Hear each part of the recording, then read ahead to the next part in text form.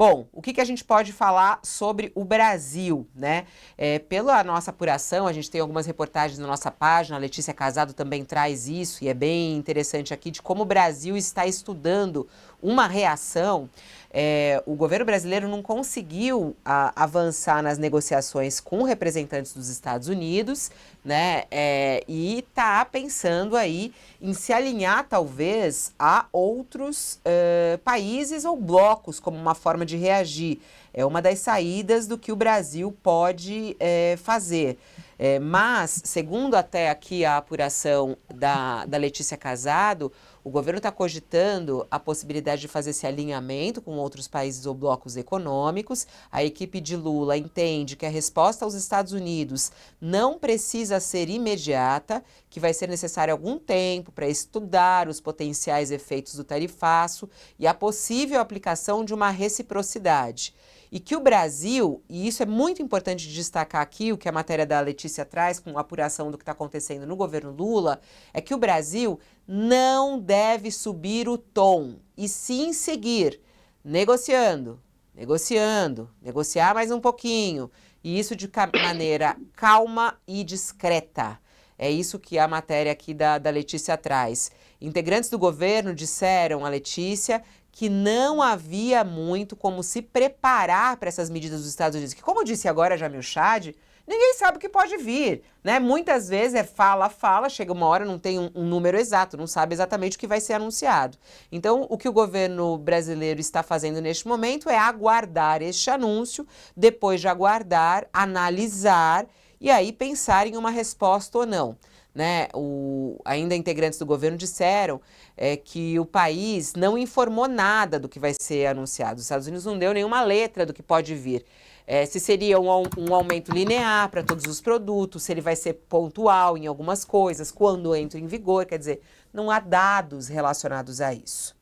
Vamos lá, Josias, a gente está aqui falando sobre a matéria da Letícia Casado, que diz que o governo brasileiro ele está tentando se acalmar à espera do anúncio do Trump. Então, é negociar com calma, tranquilidade, é o que diz a matéria aqui, com integrantes do governo, e de maneira discreta. Esse é o caminho do Brasil, Josias? É o caminho, Fabiola. Nem mesmo o mercado doméstico dos Estados Unidos sabe como reagir. Por que o governo brasileiro se precipitaria, né? Não se sabe o tamanho do fantasma que está escondido embaixo desse lençol tarifário do Trump. Então é preciso aguardar para ver se a assombração é digna de medo ou se o Trump vai ou não dialogar. No enredo do Trump, o protecionismo leva à autonomia da economia dos Estados Unidos. A autonomia num planeta sem barreiras comerciais do século XXI, isso é uma ilusão temerária.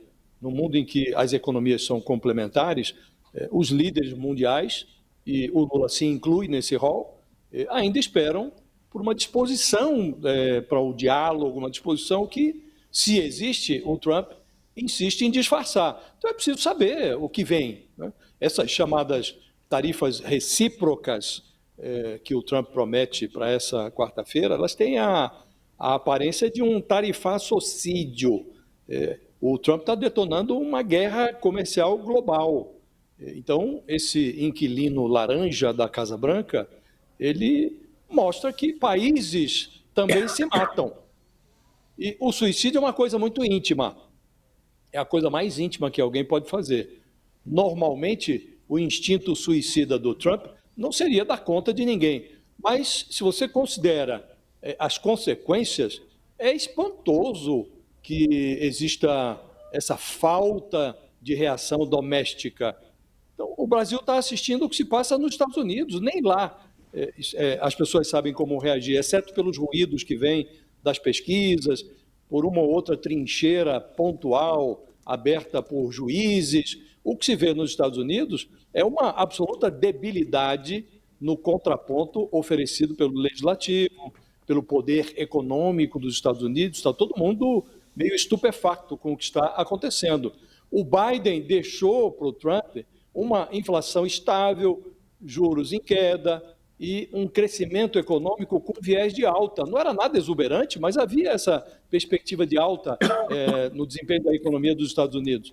E esse dia da libertação do Trump aprisiona empresas, consumidores americanos, num cenário de carestia e de desaquecimento. Isso é um flerte com a recessão doméstica e queda na economia global. E como o suicídio do Trump afeta a economia do mundo, o mundo está alertando para esses riscos.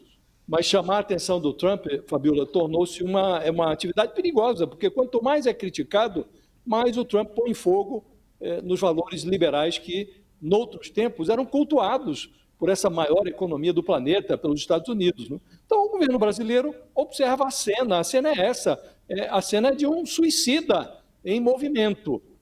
Então, é preciso saber, como disse, o tamanho do fantasma que está escondido embaixo desse lençol antes de reagir, antes de definir qual é a reação mais adequada.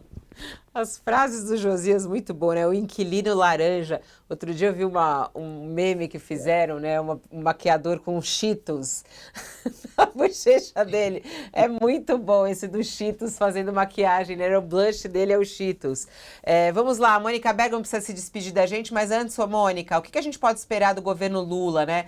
Essa apuração, todo mundo falando, eles já falaram publicamente, negociar antes de retaliar. No entanto, tem esse apoio do Congresso, né? O Senado brasileiro aprovou ontem a lei da retaliação, né? Da reciprocidade, o que vai passar também pela Câmara, como a gente já viu, a própria declaração do presidente da Câmara, as negociações por lá, o governo, de certa maneira, recebendo um apoio aí dos parlamentares para dar uma resposta. Deve dar essa resposta? Que resposta deve ser essa, Mônica? Liga o som, Mônica. Agora foi. Tá ligado, já tá ligado. Tá ligada? A ministra Gleisi Hoffmann, né, que hoje fala pelo governo, né, ela diz aqui que o Congresso está dizendo aqui nas redes sociais dela, o Congresso e o governo estão atuando juntos e rapidamente para defender o Brasil das tarifas unilaterais anunciadas pelo governo Trump. O projeto de reciprocidade foi aprovado por 70 votos a 0 no Senado, mostrando que é possível unir os partidos e bancadas quando o interesse do país é ameaçado. O projeto está na Câmara, o presidente Hugo Mota já fez um chamado contundente para que a matéria seja votada, com o mesmo sentido de urgência demonstrado pelo Senado. Aí ela coloca uma frase aqui: ninguém pode se colocar acima dos interesses do Brasil. Então, eu acho que há uma indicação de que sim, de que vem retaliações. Agora, quais serão elas, né? A gente não sabe, não existe uma clareza. O Josias citou uma fala do Celso Amorim, que por um acaso foi para mim, numa entrevista que eu fiz com ele na Folha de São Paulo, e eu insisti bastante, porque eu falei, mas chanceler, o Brasil tem... Ele não é chanceler, né? Mas eu o chamo de chanceler até hoje. Falei, o Brasil tem força para uma reciprocidade, entre aspas, para uma retaliação? Isso não pode trazer mais prejuízos ainda para o Brasil? E ele falou que acha que não. Ele falou aquilo, ele falou, a gente não pode dar um tiro no pé, colocar uma taxa, por exemplo, sobre o carvão siderúrgico, que é essencial para o Brasil, mas, e aí o que vai acontecer? Vai ficar mais caro comprar dos Estados Unidos, vai ter que comprar no mercado, que também vai estar mais caro. Ele falou, então não dá para você sair colocando taxa. Mas ele citou a área ele falou, olha, há áreas no setor de serviços, de propriedade intelectual, de remessa de lucros, que se o Brasil morder, eles vão pensar 2 vezes antes de botar a tarifa em cima da gente. Então, essa é a dica ali que ele fez, né? Vamos dizer, o que de mais próximo eu consegui chegar, em onde que o Brasil pode, talvez, tentar retaliar, Fabiola. É isso. Rainha, obrigada pela sua participação. Um beijo, bom trabalho aí, boas apurações. Fique você aí com seus súditos, seus 3 súditos. Eu não sou rainha, não. A rainha aqui é só você, meu amor. Vai lá. Tchau, Mônica gente. Bergamo. Obrigada por tudo. Tchau. Até a próxima. Até. Ô Jamil, vamos lá, você também que vem apurando como deve ser essa resposta do Brasil, né? A gente sabe qual é, e você mais do que ninguém pode falar sobre isso, a resposta normalmente da diplomacia brasileira, como é que ela lida com tudo isso. No entanto, a gente não está falando apenas da diplomacia, a gente está falando de interesses comerciais, a gente está falando de exportadores brasileiros, então a coisa ganha um pouco mais de volume, né? Mas, por outro lado, você também, desde o início desses anúncios de Trump, você fez várias reportagens falando também de alguns benefícios que o Brasil pode receber com isso, né? O alinhamento do Brasil em outros investimentos fora dos Estados Unidos. Como é que você vê a atitude do Brasil? Nesse momento é de espera, mas a partir das 5 horas da tarde, quando o anúncio vier, o que pode vir de resposta do Brasil na sua análise? Fabiola, vamos lá. Em primeiro lugar, essa frase que essa fonte colocou para nossa colega Letícia, de que como não se sabe, não há como preparar, perdão, não é o que o mundo tem feito. O mundo tem se preparado. Se o Brasil está no sentido de que nós não sabemos e, portanto, não temos como nos preparar, é um erro gigantesco que o Brasil está correndo. Né? Por quê? Os europeus tampouco sabem, os canadenses tampouco sabem, os mexicanos tampouco sabem, e nem por isso estão parados, sentados, esperando o anúncio das 5 da tarde. Eles estão fazendo listas de produtos, estão fazendo levantamentos da onde afeta, onde não afeta, estão fazendo cenários. Se isso acontecer, essa é a minha resposta. Se cenário B acontecer, aquela é a minha resposta. Tem tudo sendo armado. Se o Brasil está esperando, e eu espero que não seja o caso, mas se o Brasil está esperando o anúncio das 5 da tarde para começar a trabalhar, nós estamos com um problema muito sério.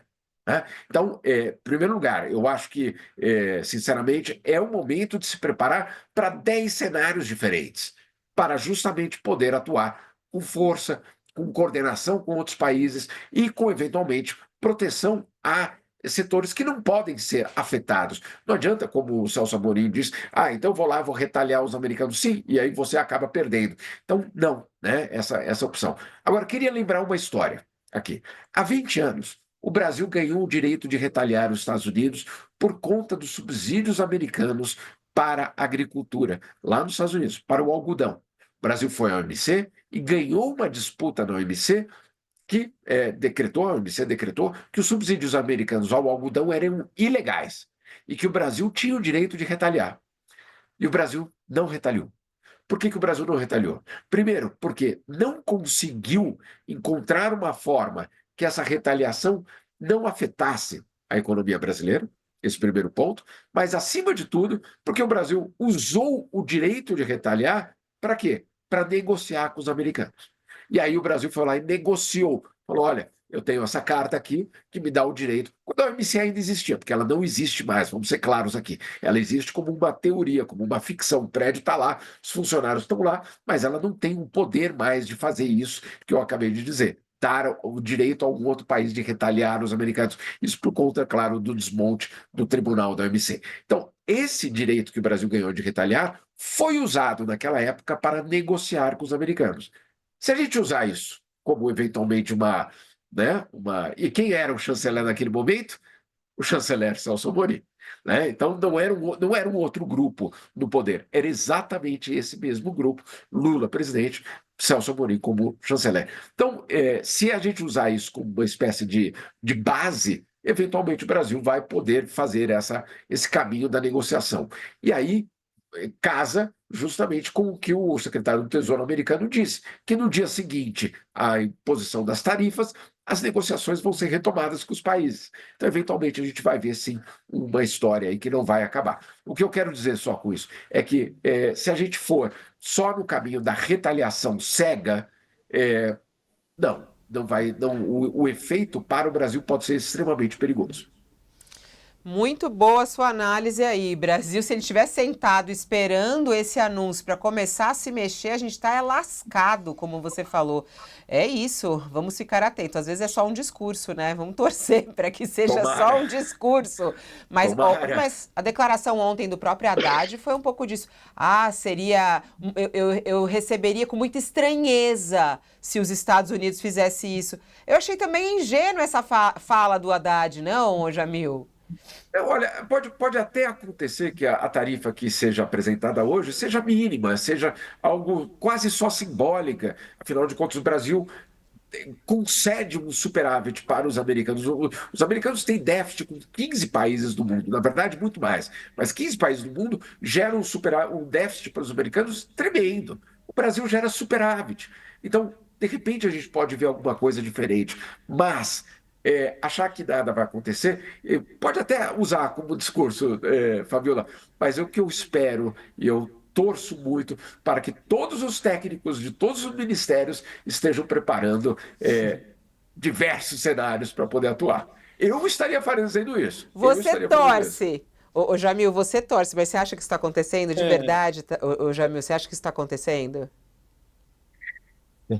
É difícil saber, mas olha, eu apurei, por exemplo, que não existe uma lista, pelo menos por enquanto, uma lista de produtos que serão eventualmente retaliados. E aí, lista não precisa ser de produtos, não é borracha, pneu, carro, não é isso que eu estou dizendo. Lista de setores, né? Como o próprio Amorim disse, serviços, quais serviços? Propriedade intelectual, onde?